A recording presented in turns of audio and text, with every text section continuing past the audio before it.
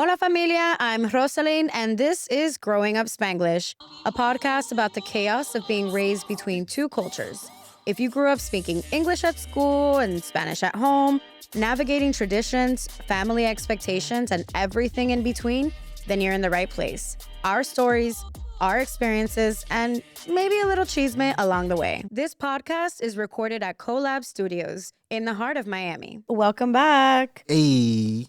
Are you ready? Have you had a wonderful week? It's been busy, man. It's been a busy week, yeah, right? they got me working. You know what I mean? But hey, we here. We're here, new month. It's been already hectic, and it's going to be a very hectic June, but we're here. We're going to make it through. Are you ready for the word of the day? Let's do it. Okay. Do you remember the last 3 words? Yes. Mudanza. Mm-hmm. Embarazada. Mm-hmm. Colegio. Ooh, that boy learned it. You know what I'm saying? And I know their definition. I know how to use them in the sentence. Don't play with me now. Hey, because we'll do a little pop quiz and a final exam and everything. Now the spelling, it might be a little tricky, but I mean, you know, I get tricky with the spelling. I ain't even gonna hold you. So I'm just gonna be like one of them kids in like school. You know how they Google everything now? Like we can't do that in our days. Are the kids allowed to have phones in school? Who gonna stop them? You're right. Oh, okay. You're right. You're right. All right. So are you ready for today's word of the day? Let's do it. Okay. I feel like I'm getting it. You know what I mean? Today's word of the day is alcance. Alcancé. Can you use it in a Spanish? In a Spanglish sentence. A Spanglish sentence, please. Okay. I've got one ready for you. Oh, because you I know you always be asking me. Yeah. Okay. Dani's work through Tiny Stage shows the true alcance of creativity and community. He said... Meaning? Yeah. Meaning? What do you mean meaning? That's what you tell me. That's what I'm at. Like the true meaning. I'm trying to use context clues, man. I'm saying. Oh, so you think alcance means meaning? Care, heart. No. Passion? No. Love. I love how you're using context clues, and I can see where you're going. But that is not what alcance means. Alcance. Alex, I'll take a vowel. All right. You want to know what it means? Yes, please. Alcance means reach or impact. So Dani got alcance. She got the reach. She got reach. Right. All right. Yeah. All right, Alcánzame, reach that for me. Alcance what? Like if I say alcánzame, so it's like get that for me. Alcance. So it's reach over and get it, but you know Spanish. Okay, I'm learning. We making it happen. We making it happen. Great. You got to remind the guests that I am Haitian, so it's like I'm the listeners. I mean, I'm Haitian, and I'm learning with you guys in real time. Okay, I'm here as a guest in y'all world. I'm just here as an ally. All right, don't be afraid. Thanks. Yeah. We love it. We appreciate it. Hey, wonderful. Let's do it. Thank you. Okay, good. All right, so we got the word of the day in there. So I hope there's other people too who are like learning with us. You almost have no reason not to be learning if you're listening. Yeah, and I use like random words because we're not here teaching you how to be like, hola, ¿cómo estás? Me llamo. Like I like to throw in just like random words. We're doing that with my like son with colors in Creole. Like he's learning like we found like a Haitian cartoon kid on You found YouTube. a Haitian Miss Rachel? Yeah. Ooh. Like his name is Henry though, all right? Put some respect on Henry. It's not Henry. Nah, put some respect on Henry. Say it with a little. Say Henry. Yeah. Okay? Henry, it's Henry.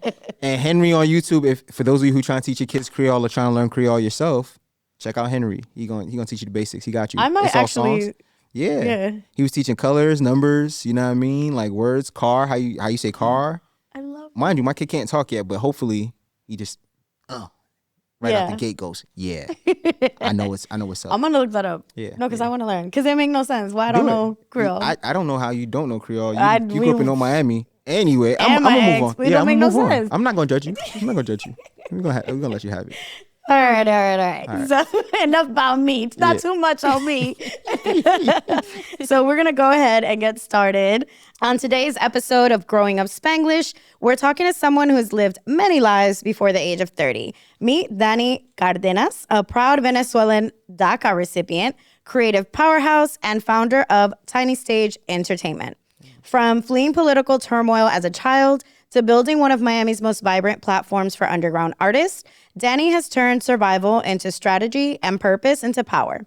She's not just creating space, she's creating legacy. Welcome, Dani. Hey. Thank you.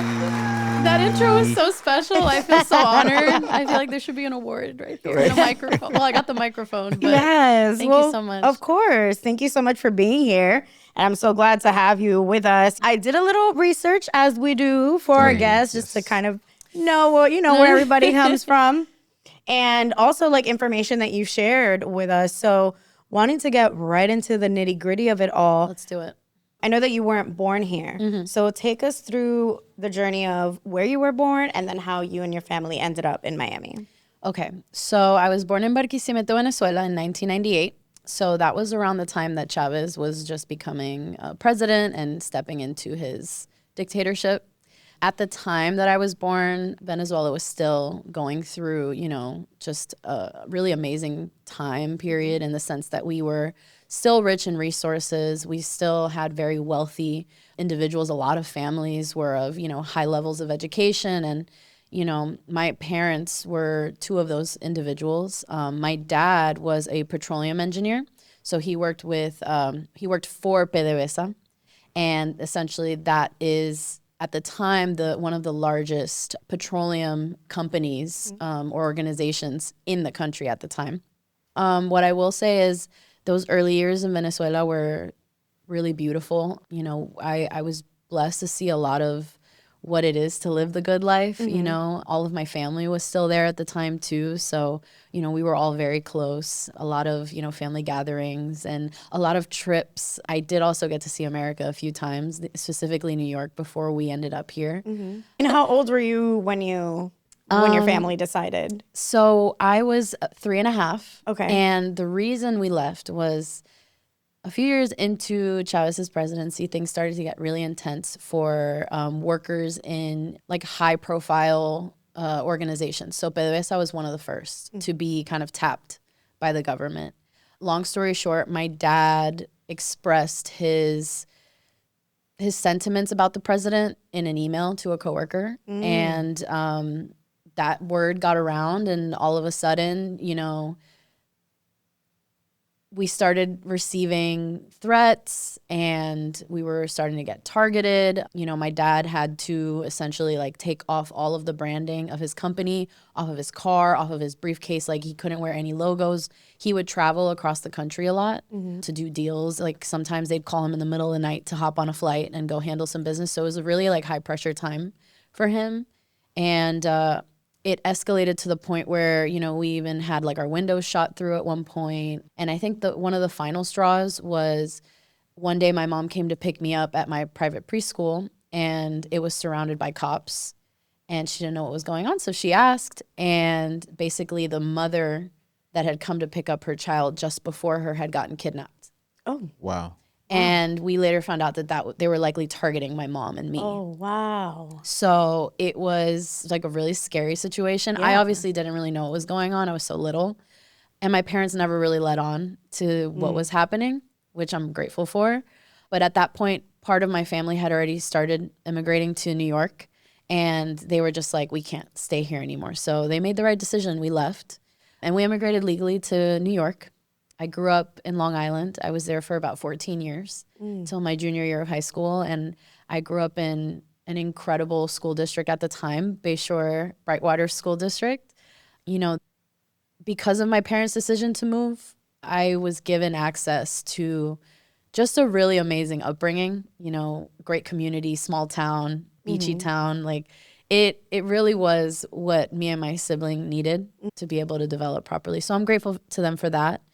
Eventually, my parents separated and my dad decided to move to South Florida. Okay. And at that point, my senior year, me and my sister, my younger sister, we were brought down to South Florida. And I actually graduated from Western High School in Broward County. Okay. So, that was definitely a change. I bet. It was a change. I always think that that's like a tough decision to make. Like, in the middle of my high school, no, not even like literally my senior year. I went through all my life with these people and now I gotta go graduate with some strangers. Yeah. Yes. I was salty about it. I'm not gonna lie. I remember getting to school and being like, Dad, you lied to me. I don't know why you told me this was gonna be great. It's not great. I'm freaking out. And he was like, tranquila, like you'll be fine. Like you're gonna make this work. I ultimately did, and I'm now looking back, I'm really grateful for that decision because being here has enabled me to do what I do now. So. Right. Let's go back a little bit to just the experience of your family. And I know that you were young, but like any knowledge you have, we always like to just kind of position any of our guests with the opportunity to educate us. And in turn, educate our family and our listeners, because sometimes there's people who may not have any idea about what is happening in Venezuela, why someone would be persecuted for going against the president. It's very similar to things that we're experiencing here.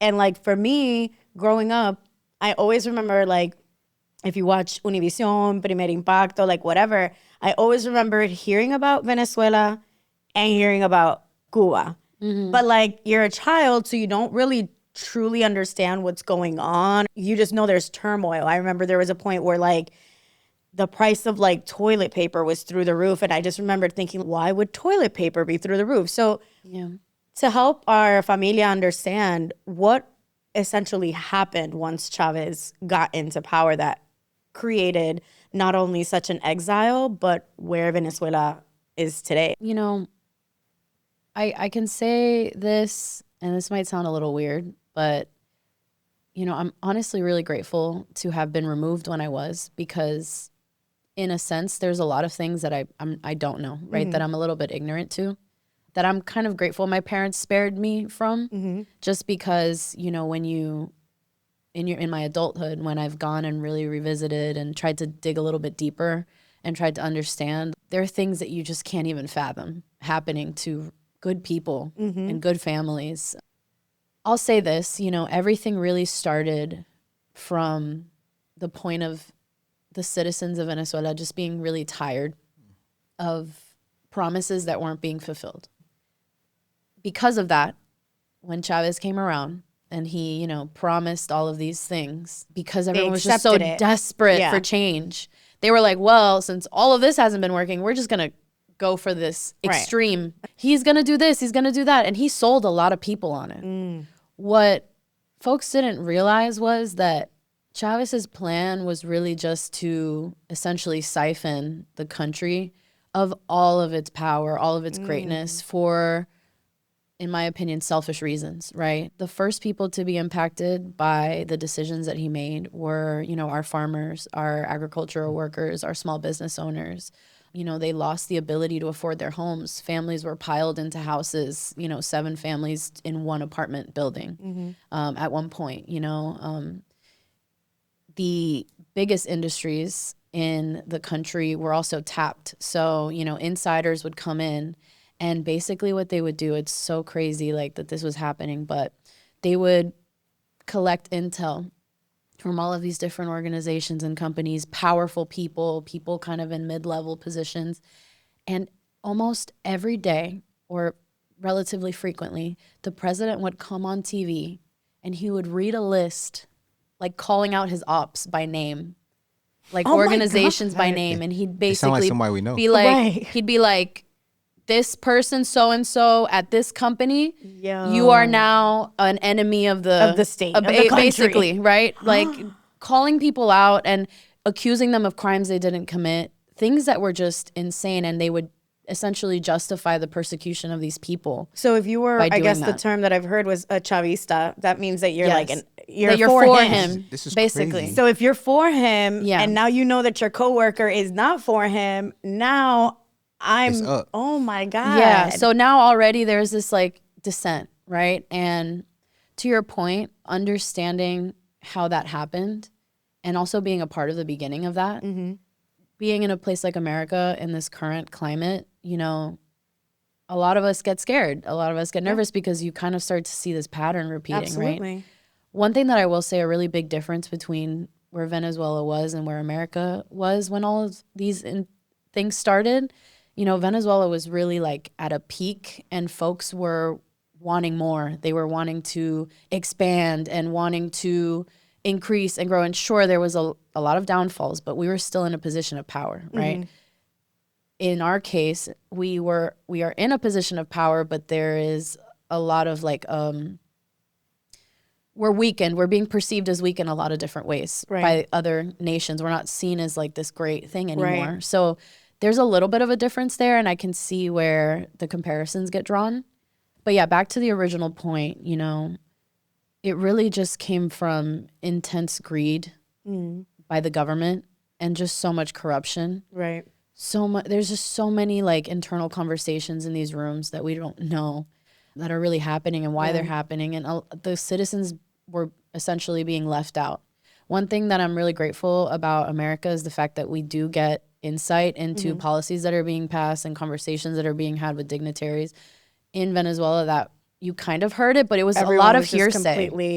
It's just so confusing. And or they're lying to you flat out, or you just don't really understand, or you know what I'm saying? And these are highly educated people being misled constantly, right? Here we at least have more resources, and we have, you know, freedom of speech, and we have media that allows us to kind of do our own research, right? The irony is that while we do have so much access to what is being done in Congress, like, you know, you can stream these things and actually like be present. This situation and this presidency has actually shown how, I don't even want to say like dumb, because that makes it so easy, but just how easily fooled, how ignorant we are, how also things that are like at a basic elementary school level, people are not being taught this in civics class or anything, to understand, like, you know, that even though this person signed an executive order, it doesn't make it a law, like, you know, and people freak out and all these things. So even to hear like, you know, this could happen like in another country or did happen in another country, and these are educated people, the information is not being given to them. And so this is how you get to this point. Here it's like the information is there. It's like an overflow of information. And people are just so disoriented by everything that they're getting all the time. And so easily distracted. Right. I was just talking to my brother about this the other day, where it's like in other countries, and I feel like I have a little bit of this perspective, thankfully, just because of coming here and having to relearn. There's so many less distractions. Like, people really are just committed to, you know, living their lives, providing for their families, developing their careers, growing their businesses, you know, growing their families. Like, it's a lot of internal focus on self and on your community. Here, I want to say everything is under a magnifying glass, and it's multiplied 3 times over, 10 times over. You know, people have so much access not only to information of all kinds, but also they're almost overly exposed to themselves and the idea of them and their unique story and their, you know, followers and their, you know, it's. We have so many thoughts. So many things, right? It's like a lot of. Go first. Because this is so interesting, because as you're I agree 100%. Right. But as you're telling me this, I'm wondering, I guess it's limited, right? Other countries have some sort of censorship on and access to social media and things like that. So I'm like genuinely curious, and you may not even have the answer. This is like a hypothetical or rhetorical, but do other countries not perceive social media in the way that we do, with what you're saying, that it's like everything's about self and everyone thinks that they're going to become the next viral sensation. Everyone thinks they're going to become the next celebrity. And we've reached this point, I want to say here, because this is my experience, where because everyone is so obsessed with this idea that they're going to be the next whatever, they're so easily distracted and not paying attention to what's really going on. Because even the people who want to educate you, they still want to do it from a sense of sensationalism. So then are you really trying to provide information in a way that's digestible and like, okay, like, hey, I want to empower you, or are you just going to go viral? So do you think other countries don't perceive social media that way? I feel that other countries perceive social media as a strategic tool and they use it as such. For example, in Venezuela right now, like there's times where like the power goes out, the Wi-Fi goes out, and you lose all connection to the outside world. when you do get back online, first thing you're doing is first you're checking in on all your people, making sure your community is good. Yeah. Then you're searching up, resources in media and news. Maybe you need to, find certain notifications that your family needs to be aware of. Right. It's a like, tool. why did this happen? Right. Let's like people almost don't, I don't want to say people aren't out there living normal lives because people find a way. But you're looking at this phone as a resource to justify, a means to an end, right? Here, this is like a luxury, and we just have everything at our fingertips all the time. Part of me feels like when you have too much access, it loses its value. Right. And I think that, people in other countries, one, just like the way that the things that they believe in, the way that they think, and just their livelihoods are completely, how do I say this? Success, sensationalism, celebrity is decentered in their life. That's not a priority. If it happens, it happens. The real priority is developing oneself and, self-actualization, or even just minimum survival and, in certain places. Here, we really do have the luxury of taking it to that next step. I do think that it can be a little excessive and it can be really confusing, especially for individuals who genuinely want to build bridges and connect people to resources and, like yourself, build community, because that's really what is going to help us through all of this. We need that community. Here, to me, sometimes it seems like it's a false sense of connectivity. Absolutely. You're connected, but like how they're saying, the third space is being wiped out. It feels like this sense of like this third space that everyone used to go to commune is no longer existing anymore. Folks are really just coming out to say that they were out. And and this is why so many clubs have popped up everywhere, because yeah and I don't think there's anything wrong with going out, showing out, having a good time. I meant like run clubs, book club, knitting club, pickleball club, booty shaking club, all the clubs, all the clubs, for sure club, another club, another. Exactly. Yes. No, I absolutely, because there's a necessity now. People are starting to feel like they need to connect to those things, but we've gone so. I know. Much. I just please, because from the standpoint, going back to the point of you saying, there's this almost, people have created this echo chamber of like their own reverb and their own voice being this thing that's continual, even from the standpoint of all the things that they follow. But the algorithms are part of that, and that's why I liked what you asked about, like, Roxy, the additional. Do other countries face this? China's purposely done what they've done with social media to not have this happen. They actually use social media to a certain degree to encourage their kids and students and all the things in between. The thing that looks cool is being educated, being smart, as to where on the other apps, the thing that looks cool is, oh, the latest dance move. Oh, the X, Y, Z. You know what I mean? And like, that's that. And then from the standpoint of social commentary or social value, as we continue to talk about social problems on social media,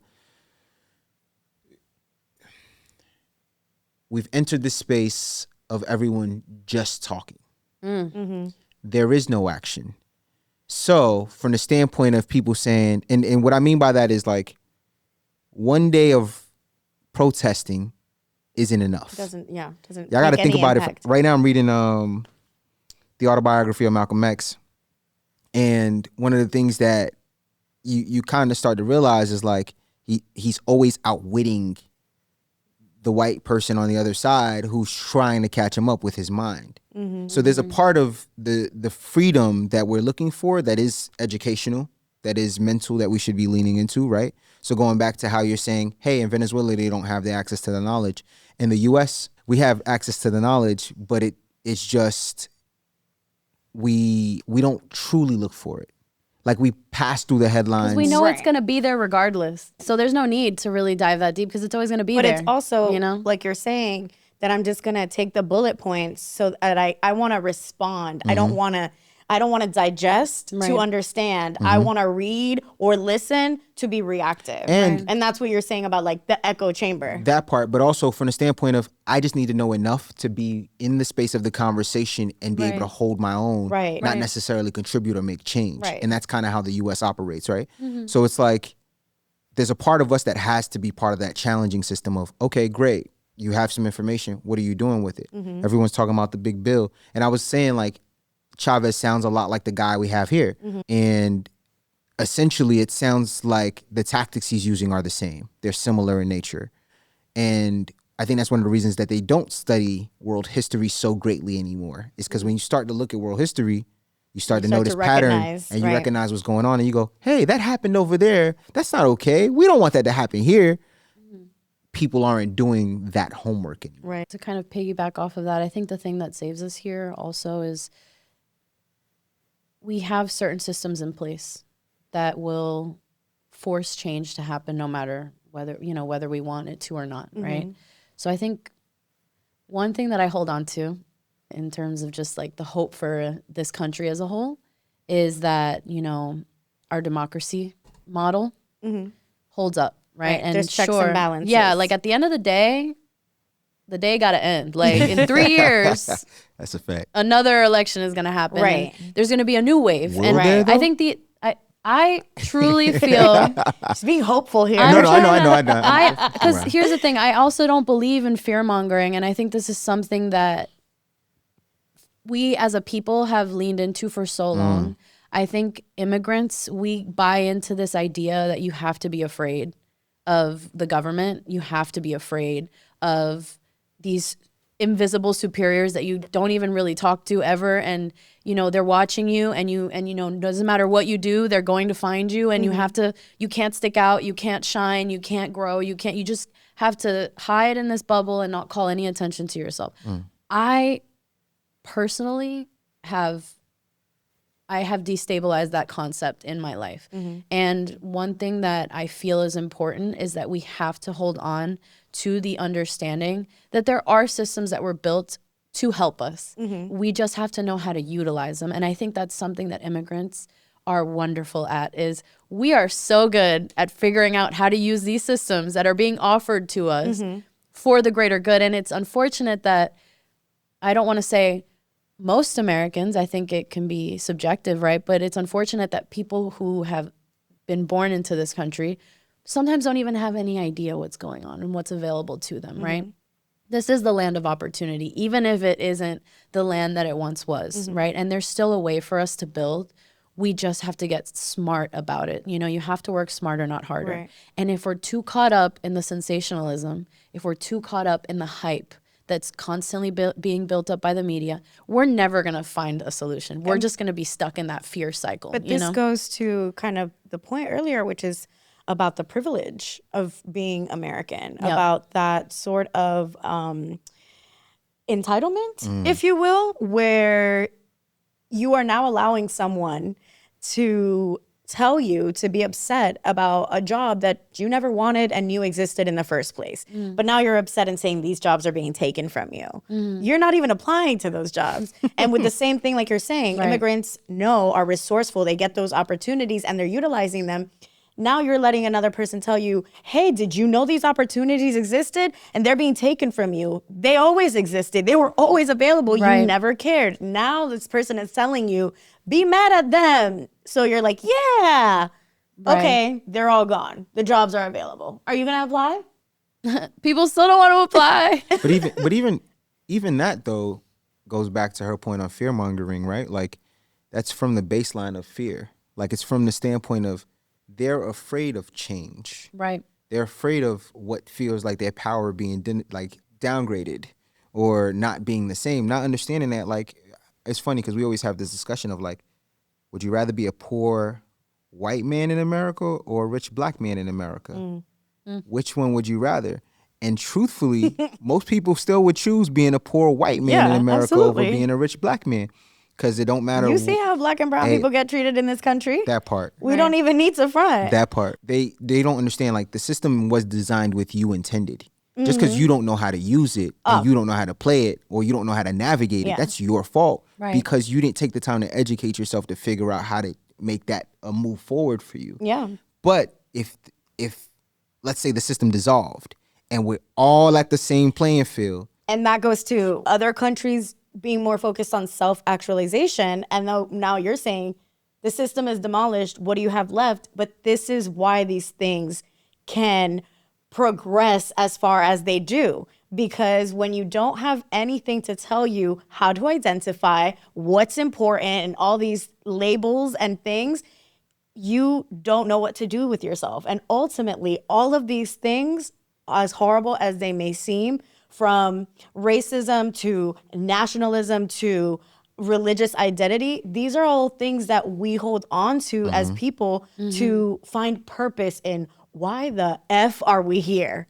So I'm going to hide behind this. This is what I'm going to stand by because it gives me a self, you know, some sort of self-identity, some purpose. Because at the end of the day, when it all boils down and all the things are taken away, we are always left with one thing. Why am I here? Why was I created? That keeps me up at night. That's something that I think about all the time. You know, I was listening to a Jay Shetty podcast yesterday, and it was with this relationship specialist, right? And she said something that I thought was really interesting, and I mean, I resonated with it so heavily. Basically, she was talking about in a dynamic with like a man and a woman in a partnership, there sometimes are men who want to come in and essentially remove all of the trials and tribulations and all of the challenges away from their woman's life, right? Like they want to make her life as easy as possible. Something that caught my attention is she said, when that happens, it's interesting because it actually has an adverse effect. When you remove challenges from somebody's life, they actually lose their sense of purpose. So I think to kind of like sum this kind of concept up, right? I'll say this. We live in a scary world. We have so many challenges that we're facing as a people, but these challenges are here for a reason. And this is just an opportunity for us to really find our purpose. And I think being here in this country and having the perspective that I have, you know, I'm grateful because I can see that every time when I look back, every single time that I've had a really difficult moment where I truly just did not know what was going to happen, what was going to come of it, whether it was, you know, my DACA papers or whether it was, you know, how the heck I was going to create this business, not understanding how to run a business, or whether it was, you know, actually being homeless, you know, with my family and not knowing where our next meal was going to come from. Every single one of those situations was an opportunity for me to see not only the goodness in people, but what true resilience is like, and the fact that there's always a way. There's always resources. God has always been good to me. So, you know, I'm grateful for that. But I think, you know, with this being such a difficult time, we cannot get caught up in the fact that this is scary, that we don't know what's happening. That what you need to do is you need to hunker down. Information is power. You need to do your research. You need to plug into the resources that you have. And you have to ferociously protect your community and pour into it. You know, whether that is supporting your local businesses, whether that is creating a safe space for people to gather, you know, whether that is just, you know, offering your friends a warm meal at the end of the week after just like a ridiculous work cycle, right? Yeah. We have to be there. And we have to continue showing up not only for each other, but also for ourselves. Yeah. You know, otherwise we won't get anywhere. Yeah. I love that you touched on some of the things that could have been scary, like your DACA process. Can you walk us through what that experience was like? Or Yeah. And what is DACA? Yeah, for like, those please. of us who don't know? Yeah. So DACA is Deferred Action for Childhood Arrivals. So during the Obama administration, they created this, it was called the Dreamers Act. And essentially, this is a very specific permission for a very specific group of children that were brought into the United States legally during a certain time period. Essentially, the idea is I was brought into this country legally. For whatever reason, we ended up illegal. And we didn't really have a choice. Like, we kind of just got stuck, right? We're still, you know, citizens that contribute to society. We still do our taxes. We pay our bills. You know, we work. We're just like everybody else. But due to these very specific circumstances, we have landed in this situation. My family was one of the families that ended up in that situation. Basically, when the DREAM Act or the Dreamers Act was introduced, this was like a conversation that was tossed around Congress and Senate and for a very long time. And before it was finalized, a lot of people were going and lobbying. They were going to their, the capital. For example, in New York, everyone was going to Albany to lobby, to share their stories with their representatives, to, just showcase the importance of this being passed and why it was so important to protect these individuals from being, potentially taken away or, remaining illegal for however many years, right? I was one of the people that had the really unique experience of actually lobbying. So when I was, and I might be mistaken, but I think I was in the 8th grade. This is when it was first being introduced. And I was pulled out of school for a day, and we hopped on a bus to Albany. And we went to, I can't remember the name of the building, but very official government situation. And we went and we sat down with representatives of our state and told our stories. And I was given the opportunity to speak. And I just spoke from the heart, right? The Bible says, like, out of the mouths of babes, right? Like, there's something that happens when children speak that's just so pure and genuine. And I mean, I'll never forget that. Like, I just very honestly told them my story. When I came to the United States, I was put into Head Start, and I learned English in a year. Wow. When I learned English, I became the person that would read all, documents to my parents. I would communicate with very immigrant child experience. Yeah, like I would be the one talking to the clerk at the store where they're checking out. I would basically act as like an intermediary. And had I not been able to do that while my parents were catching up on the language, it would have been really difficult for them to navigate. Although they did find a way always. My parents always found a way. And I spoke from of that experience, and I shed some tears, and I mean, there wasn't a dry eye in the house. Like, it was one of those moments where I think people really felt the experience. And did you understand the importance of, did you understand what was happening, and then like what you were going to say, how much weight was going to be on your statement? In a way, I had an idea. In like a really small-minded way, I had an idea. One thing I love about my parents is that they are dreamers, like activists. They've always just been involved, always. Okay. Like, they really spoke so much life into me, and they taught me the importance of participating and speaking up and raising your hand. And, in that moment, it felt so important, right? Because I had only just recently become aware of the fact that we were even not legal.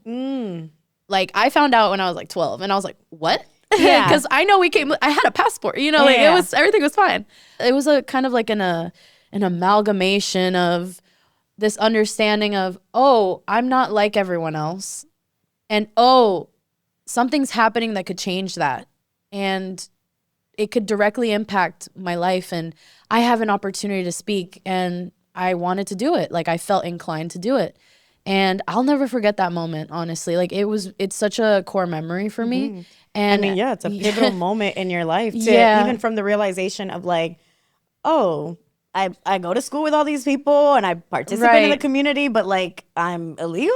Like, what? It's like, but I do everything that you guys do. It's a really foreign concept. It's really isolating, right? But that was one of the first steps that were taken. A few years went by, and it was eventually passed.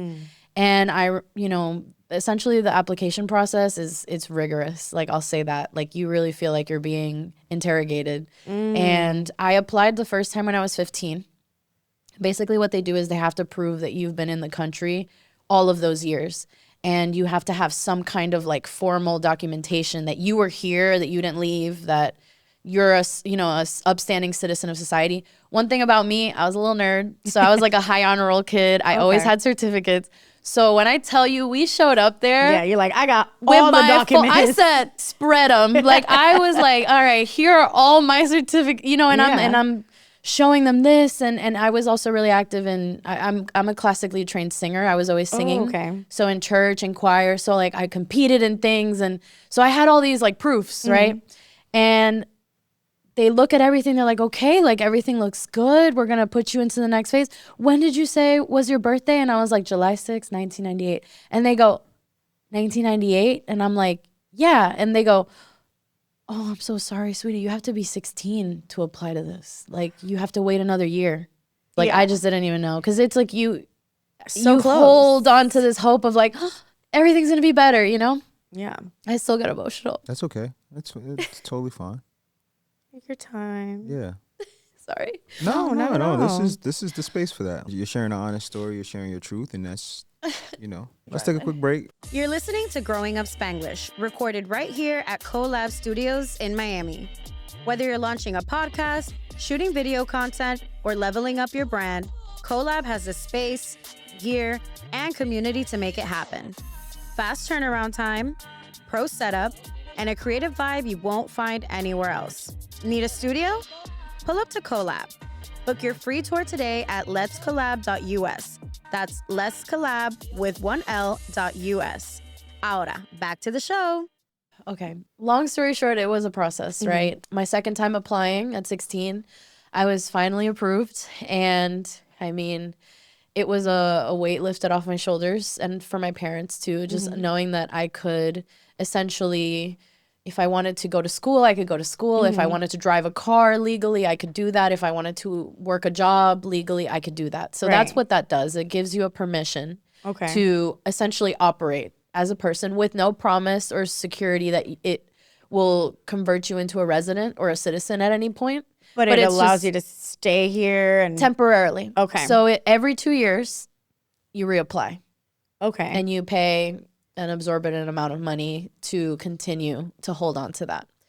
So yeah. For my understanding, why does that not then lead to citizenship? Well, that's really the question, isn't it? Right? So honestly, nobody really knows. I'm not going to say nobody. I don't really know the answer to that. The way that they kind of made this make sense is they said, okay, like we're going to protect these people so that they can get an education, they can work. And I guess it's under the assumption that eventually they would either find a sponsor or get married or maybe just leave the country once they're done seeking their education. A lot of people did actually do that.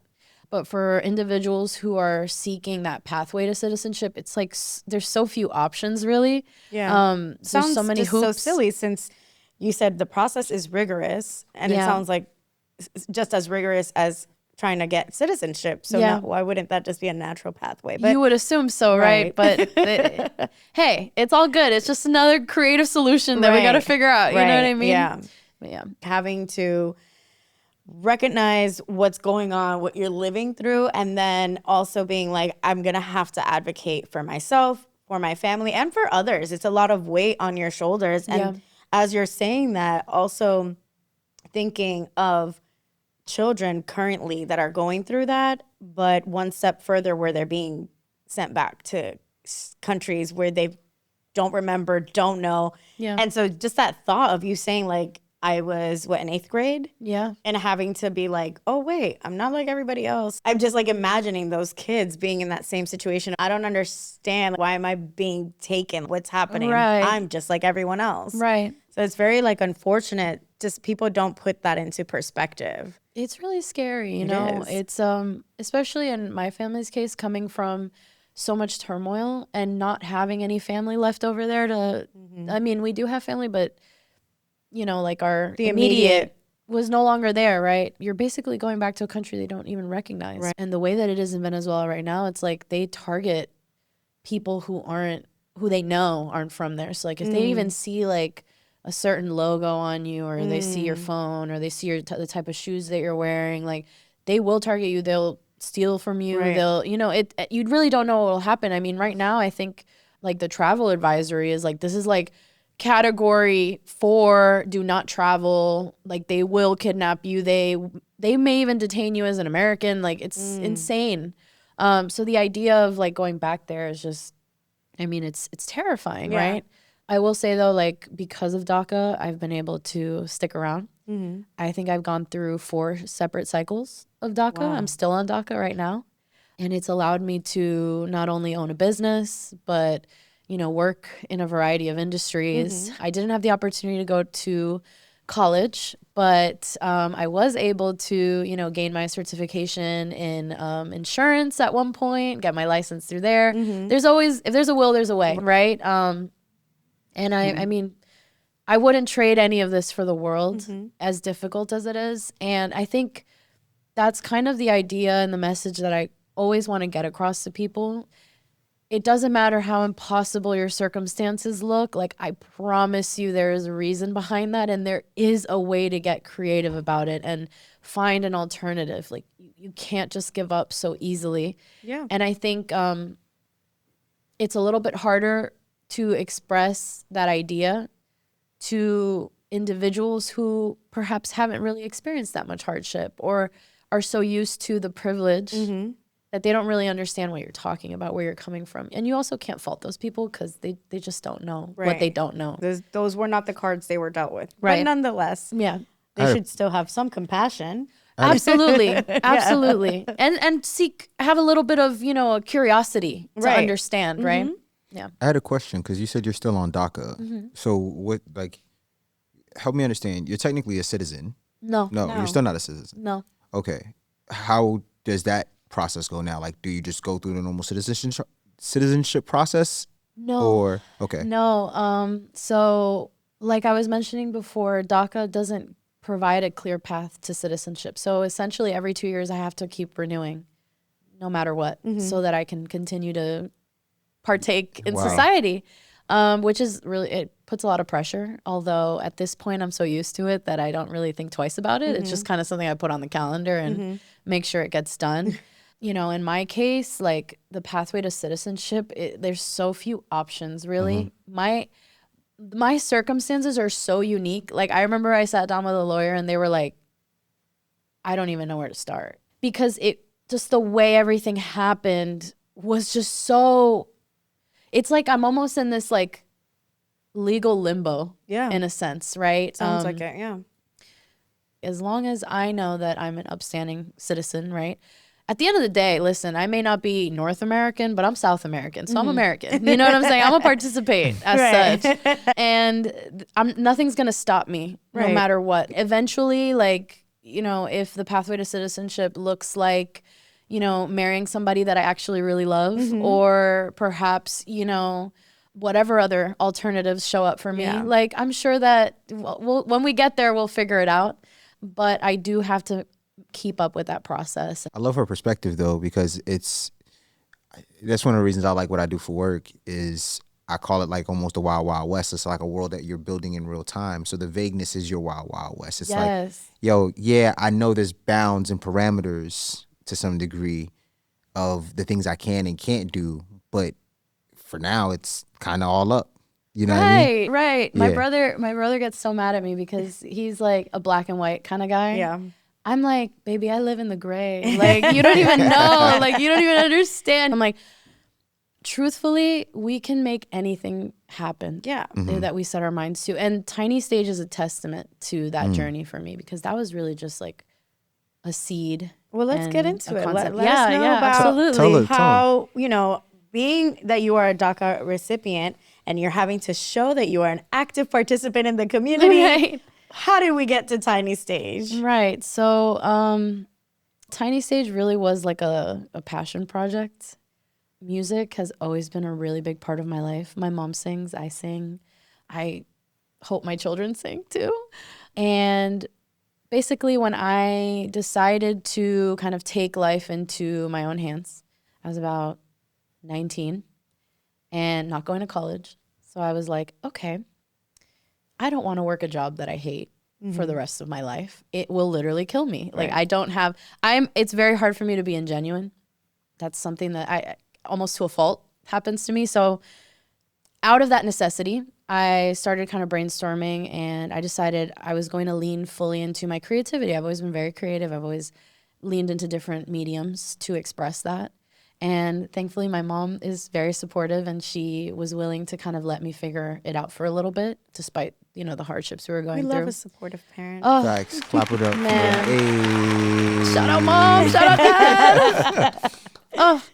So anyways, I started out in photography. I was really passionate about just like capturing a moment in time. That turned into me dipping my toe into the creative community in Miami. I had no concept of what it was, so I didn't really know what I was getting myself into. I would really just go around and offer my services for free, and just in hopes of getting experience and plugging in. And one of the first opportunities that I had was with this venue called The Sweet Spot. And it was run by this girl. Her name at the time was Allie the Creator. And really awesome group of people. They had this amazing warehouse space and they would put on events. So, you know, I offered my services. I was like, listen, I'd love to take pictures. I'd love to help plan the events. I'd love to just, you know, figure out how to participate. And they gave me the space to do that. And they taught me a lot of things, you know, and allowed me to grow. After that chapter closed, the next thing was really figuring out, okay, you know, where do we go from here? Gained all this experience now. How do we elevate? At one point, I kind of went through, you know, this little journey, right, of searching and trying to plug myself in and meet the right people. And it's hard. It was really hard. To this day, it's hard, you know, just being able to approach people with the right kind of energy and hope that they receive you in the way that you're trying to come across. Right. And I remember I stumbled into this place called Miami Warehouse. And it was this hidden little event space, again, with just this flourishing community of creatives, poets, musicians, intellectuals, artists. Like, it was just a moment in time. Like, that was my Studio 54. Like, I was just like, whoa, like, what is this? You know, how can I form a part of it? Unfortunately, I came across it kind of late in the game, right when they were about to Towards close. the end. Yeah. Right before they were looking for other places. So I kind of reeled back in, I hunkered down for a little bit, and I waited to see like what happened with that. One day I see that this venue, the Hippie Haven, is opening up and they have a venue and they're looking for people to join the team. And at first I was really scared. I waited a few weeks to go. And then one day I walked into their open mic night and I introduced myself to the owners at the time, Mula and Marcus. And I was just like, hi, like, I really love what you guys are doing. I hope this isn't weird. Like, I just really want to help. Right. And I want to be a part of this. And, like, just please let me know if there's any way that I can plug in. And they were just really gracious. And they kind of just took me under their wing. Through my work with the Hippie Haven, we developed the open mic night that happened every Thursday night. And at first we started out in the front room that only fit maybe like standing, maybe like 30, 40 people. We would pack that thing out. Yeah. It was just a microphone, a speaker, and then we would have like a guitar, a piano, and a bass. It almost looked like church, and it almost felt like church to me. I'm a church kid, by the way. My dad was a priest, so like I grew up in that, right? So it really, like, this gathering, this communing of people, it just felt so special and really sacred, and people just expressing themselves, and I got really inspired by that. Once it started to grow, we ended up moving everything back into the backspace. I'm a really big fan of Tiny Desk. I love the concept of Tiny Desk, it being live, stripped down. Intimate and raw. Yes, so I really love that format. And in the venue itself, which is, it's actually still there if you go back, it's another event space now, there was this tiny stage. And I was like, wait a second, like something is happening here. And it really felt right. We decided that 4 weeks from that point, we were going to get a group of underground talent and we were going to put them on the stage. And the kick was, we're going to challenge you. Instead of you performing with MP3 tracks, we are going to challenge you to perform with a live set. So whether you need help getting connected to musicians, we have a huge network of musicians that you can plug into. Just come to the open mic night, we'll plug you in. Whether you need a little bit of help on like how to really like formulate that act. Like a performance. Right. Like we can plug you into the community that you need for that. And so we began and we cranked out, I think it was like 12 different iterations every month. I think we worked with like over 70 to 100 different local vendors. So we would have the performances happening in-house. We would pack the perimeter of the venue with vendors. So like we would do like chefs that would like do like live cooking for folks and they could just get their food in there. At one point we had tattoo artists and piercers and we had pole dancers and fire dancers and like dance crews. Like it was just so amazing and it was so much fun. But through it all, the mission was let's take this incredible talent that we have in Miami. Let's get them plugged into a real community. Let's get them plugged into real resources. Now, 5 years into it, Tiny Stage has taken many forms. At one point, we had a talk show, Tiny Talk, which actually went on for 3 seasons as well. Hey. We were partnered with volume.com at one point for that, which was really cool. And now it's taken the shape of like an entertainment creative agency. So, you know, I do a lot of work as a project manager, as an event management specialist. I also work with this incredible company called AA Management, who, you know, essentially has given me the opportunity to not only create incredible events, but we do everything from like small corporate events all the way to 20,000 person festivals. And I've been able to see the back end of all of that. And I've been able to do that, just the steady, slow build that Tiny Stage gave me. It was a platform for other people, but really was also a platform for me. Yeah. It's very hard to create all the things that you said. Yeah. You know, community in the first place, a consistent space to have people perform, to have people show up, to have people lend their resources. It's really hard. And kind of just doing the numbers in my head about the timeline of how when you got in to the scene, right? Because we don't have a scene anymore in Miami. So you kind of came in at that end, you know, it was dying down, people were leaving, and also COVID happened. So it just really kind of, I feel like when COVID happened, it was the nail in the coffin for this era of creative community in Miami and actually in South Florida, really, because Broward played a huge part in a lot of the things that were happening creatively, that bubble, that excitement that was happening. So I'll say South Florida as a whole, but in having been in similar settings myself with creating a platform to help other artists, creating an artist showcase and doing similar things where you're like, okay, look, I'm going to set up the show for you and I have the venue and, you know, I'm going to get sponsors and I'm going to set up a photo shoot for you and we're going to create marketing, and you're doing like all these things and it's very, very hard. And to either you end up coming out of pocket a lot. That part. A lot.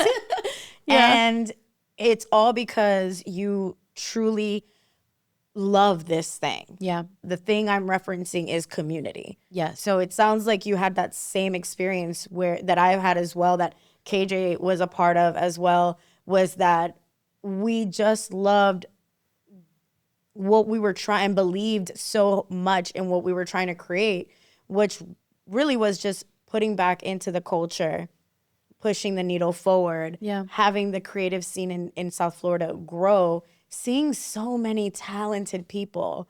That's really had always been the catalyst for me. When I started my radio show, and that journey all stemmed from having so many people around me that were so freaking talented. Like I went to performing arts school. So you graduate and some people go off to college. Some of us stay home locally and we still try to push through and figure out, all right, like, what am I going to do here, right? I'm not going to Hollywood. I'm not going to Broadway. I study musical theater. So I'm like, I'm not going either of those routes. Exactly.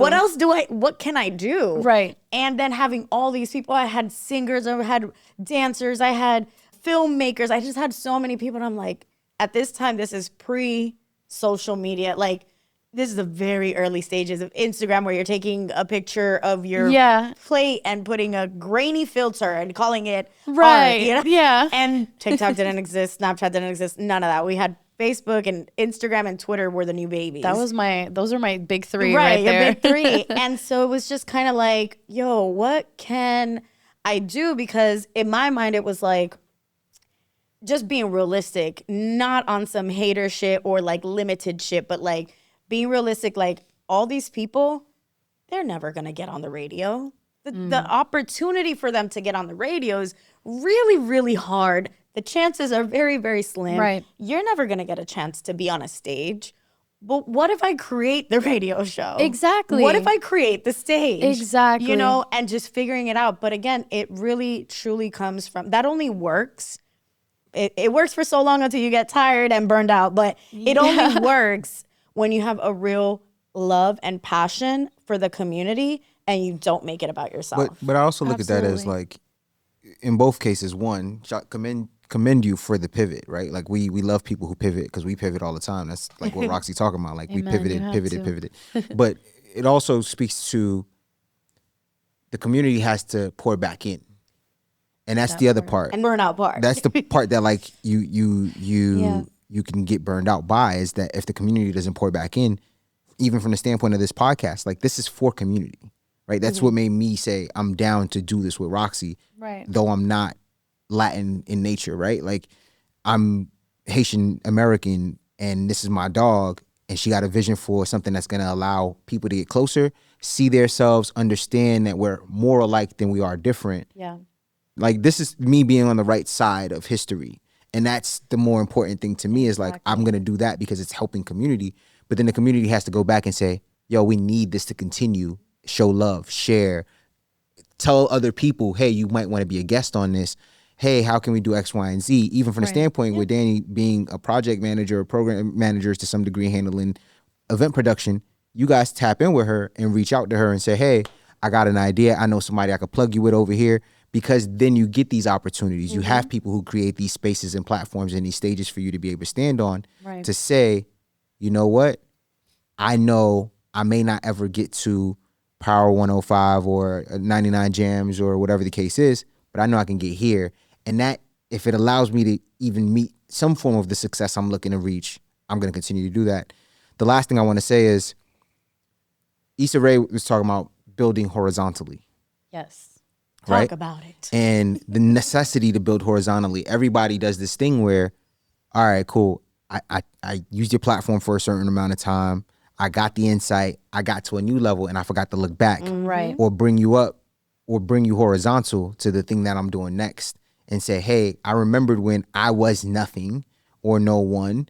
I wanted to be here. You gave me the chance. I'm here. Right. Hey, let me help you elevate. And that horizontal build then puts people in perspective. I will say, tying that back into, even though we joked about it and we were like, there's so many clubs and book club this and run club and twerk club. But the thing that's missing and the reason that so many people are gravitating towards that, it's not because they haven't existed. People have been gathering to read books together for a long time. Right. And people run together all the time. But the reason you see them more and more and the reason you see people gravitating towards it is because you're not actually doing the community part of joining a club.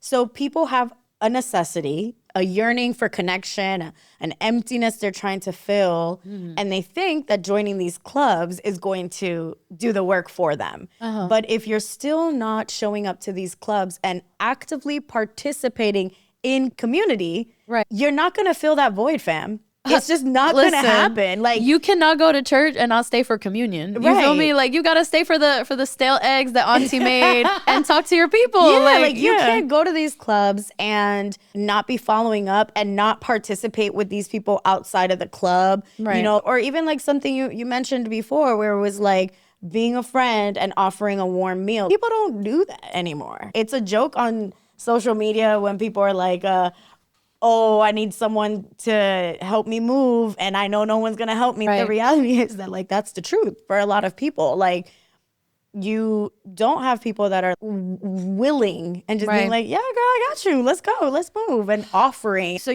we do feel very isolated all the time. And I don't really know like why that came about, you know, like when I hear my parents talk about the stories, for example, my parents were in New York and then they moved here to Miami. And when they moved to Miami, they didn't really have a pot to piss in. They landed in Little Havana, you know, living in a small place. And when you hear the stories that my parents share, a lot of it always circles back to like, and then this lady, she helped us and she let us stay in that room. And then when your sister came and then this other person and like I love seeing when my parents like laugh and they'll be like, whatever happened to that crazy neighbor, you know? But in those stories, there were other people that helped them. Yeah. Whether it was a crazy Cuban neighbor that was also an immigrant, but maybe had been here a few years and kind of knew the lay of the land and was like, I got you. Look, I got my, you know, like that's how my dad got jobs. Like one of my dad's first jobs was like working as a late night security guard and working at like Builder Square, which is not known, but it was like Home Depot back in the day. Dad the builder. Yeah. He'll be like, oh yeah, because this person connected me to this person and they took a chance on me and we're like, I got you, buddy, I got you, I'm gonna get you a job, you know, and like hearing that, but now I don't hear that happening a lot. I couldn't agree with you more. Yeah. You know how they're saying there's like the male loneliness epidemic? Yeah. I think there's a loneliness epidemic, period. Yeah. And, you know, you hit the nail right on the head, right? What I believe, right, is that, you know, God has so many ways of showing you what he's going to do for you. Yeah. And he works through people and places and things and beyond things that we can't even comprehend. And, you know, in those really difficult times, I'm so grateful for them because in those moments, I got to experience real, genuine human kindness. Like I have so many stories I could tell you.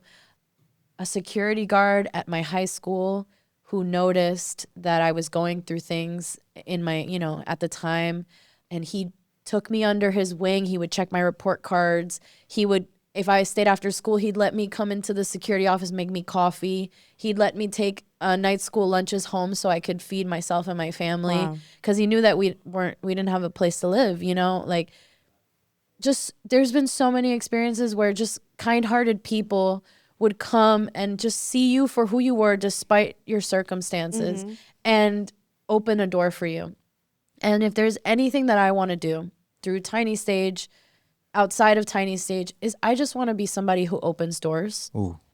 Like I have been able to touch so many things that I was told didn't belong to me, you know, just out of pure will, determination, hard work, faith, honesty, you know.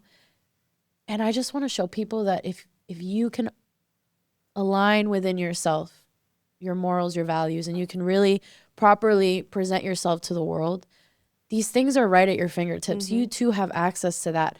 And we can make it happen so much faster when we come together, you know. There is all of these incredible clubs that have popped up in our community. The people who have come together and consciously created these groups are the true, you know, bridge builders of our community.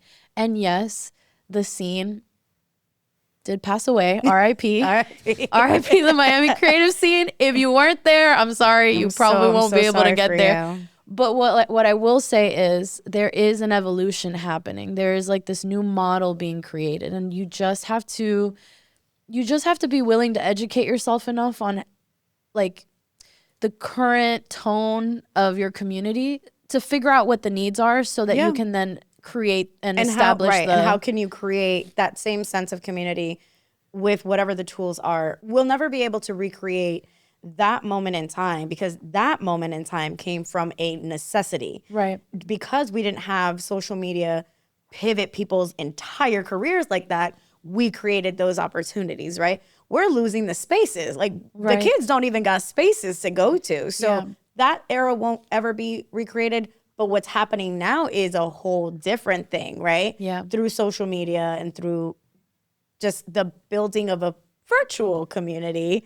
Or even being able to like access people and places you never thought and being influenced by that. Like being like, I don't know, a Mexican girl and loving K-pop and then somehow you become a K-pop star. You know what I mean? Like, yes, you know, yes, so, of course. Yeah, the kids will create what is necessary for their times. And that's always just going to be a human nature. Figuring out the way with the tools and situations you have at hand. Absolutely. I think the key ingredient is alignment. You need to be able to look within yourself and truly see yourself, not only for who you want to be, but who you are in that moment. Because we are all just reflections of each other.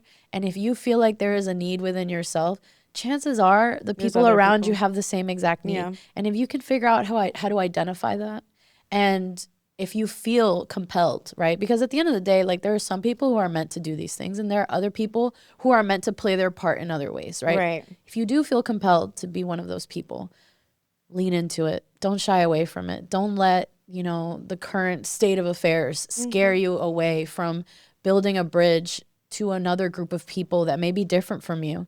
We can truly make anything happen as long as we come together as a community. And I think, you know, at the end of the day, purpose it should be at the forefront of all of our minds. I know that popularity is a trend, but purpose is forever. Yeah. So what is that? How do we plug into it? Who can we surround ourselves with that will pour into us so that we can figure it out more? Those are the questions we should be asking ourselves and also holding our people accountable for. Right, because you can't grow with people around you that are not also looking to grow and evolve. We're going to wrap things up. We bring this out at the end of every episode to see if it's something that's familiar to our guests. Okay. So are you familiar? I'm like, is this going to be one of those Nardwuar moments where you pull out like a love letter from high school or something? My goodness. We'll get there one day. Oh my gosh. We'll get to that level. I feel like that's going to come. I feel like that's going to come. like, Somebody's going to be like, I used to date Bad Bunny back in the day. Yeah, and then here goes his picture of him. Because Like, that's the only way Nardwuar, Right. how are you getting these? I don't know who his people Like, are. he'll be like, he'll bring out like a vinyl and be like, I heard your mom used to play this when she was in high school. And he'd be like, how the hell do you know? I'd be like, Look, what else do you know? What else is going to come oh my goodness. Yeah. It's insane. But Okay. Our are you- iteration of this, yes. right? Are you familiar with this? Oh my gosh. Okay. So when I walked in earlier and I saw that, I was like, oh my God, wait. Childhood memory. I have one in my cabinet right now Okay. in this very moment. Okay. Needle and thread, no cookies. Yep. Needle and Coins, random I love things. it. Yep. Okay, Batteries. okay. So you're Hispanic certified. Yeah. Certified. locked in. Yeah. So what do you think is in here today? Ooh. Secrets. No, I'm just kidding. I don't know. Maybe Do you think there's cookies? if there's a cookie in there, I'm very happy about. I'm gonna say cookies just because I'm hopeful. I'm hopeful for the future. Okay, go ahead. Hey. Open that thing up. Let's Something see. just like jumps out. Oh my God. Nusita is my shit. Okay. And Cocosete. Oh, am I like, can I keep? Yeah, this is those for are you. This is for me? Yeah. Oh. Yeah. Gabby, we're about to feast tonight. Gabby's my cousin. She's in the studio, by the way. Oh my goodness. All of these were like my two main contenders when I was a kid. Thank you so much. This is such a I treat. got it right. Hit the nail right on the head. Fire. Oh my goodness. Thank you so much. So you really came I'm through. I needed glad. this. Yes, you enjoy those. Thank you so much for sharing Thank your you story. so much for everything. I appreciate your vulnerability and sharing all those things. It's really important for us. We don't set out to make our guests cry. I'm going to cry even if you don't want me to. It's okay. But we do always aim to create a safe space where people can share these stories. A lot of those journeys are hard and we don't know what they look like for everybody. Yeah. Being, Hispanic is not a monolith. Everybody's story and journey of how they got here, how their family got here, where they came from, it looks different for every single person. And we're always hoping that when people come here, they feel comfortable sharing that story. I want everyone to just take away one big thing that came from Dani's vulnerability, and that is just to be compassionate. We are currently going through just a very intense and interesting time in our country. And whoever this reaches out to, whether you are an immigrant, whether you're Hispanic or whatever, if you're listening to this episode, I'm hoping that hearing the experience of what a child feels like when they're going through the immigrant process, and every time, it being completely out of their control, and having compassion for what that experience is like, what that fear is like, what that process is like, being plucked out of your family home, what the community you've gotten to know. Let's just be a lot more compassionate towards each other and towards the unknown things that we are going through. So I hope that is your takeaway for today. Thank you, familia, for joining in and tuning into another episode. We hope to see you again next time and just share with everybody. Yeah.